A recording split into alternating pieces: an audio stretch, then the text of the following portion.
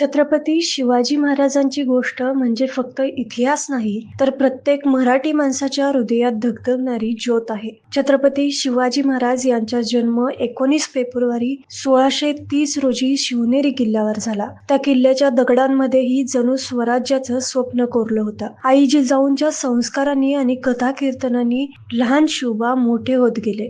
रामायण महाभारत ऐकत ऐकत त्यांच्या मनात एकच विचार घट्ट बसला, तो म्हणजे आपलं स्वराज्य हे आपल्या माणसांसाठी. वडील शहाजीराजे पराक्रमी होते, पण शिवबांनी ठरवलं होतं की परक्यांच्या आधिपत्याखाली नाही, तर स्वतःचं स्वराज्य उभा करायचं.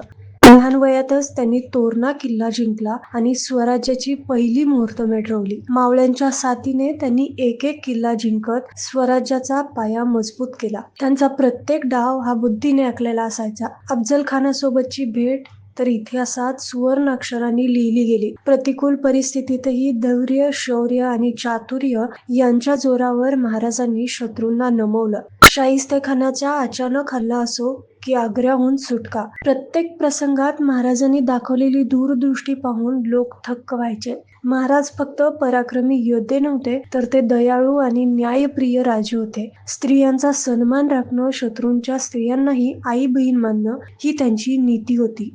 प्रजेच्या सुखासाठी त्यांनी अष्टप्रधान मंडळ उभारलं. शेतकऱ्यांवर अन्याय होऊ नये म्हणून कडक नियम केले. धर्मावर आधारित भेदभाव न करता सर्व धर्मांचा सन्मान राखला. म्हणूनच लोक त्यांना राजा नाही तर रयतेचा राजा म्हणू लागले. 1674 साली रायगडावर त्यांचा राज्याभिषेक झाला. तो क्षण म्हणजे स्वराज्याच्या स्वप्नांचा सुवर्ण क्षण.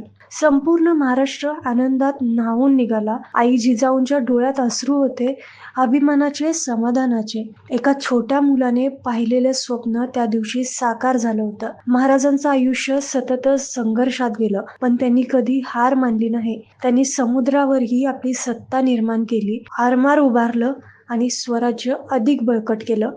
3 एप्रिल 1680 रोजी महाराजांनी अखेरचा श्वास घेतला, पण त्यांचा विचार, त्यांचा आदर्श आजही जिवंत आहे. आजही आपण जय भवानी जय शिवाजी म्हणतो तेव्हा अंगावर शहारे येतात, कारण शिवाजी महाराज म्हणजे फक्त नाव नाही, ती आहे स्वाभिमानाची ओळख, धैर्याची शिकवण आणि स्वराज्याची प्रेरणा. त्यांच्या जीवन कथेतून आपल्याला एकच धडा मिळतो, परिस्थिती कितीही कठीण असो, जर मनात जिद्द आणि देशप्रेम असेल तर अशक्य काहीच नाही.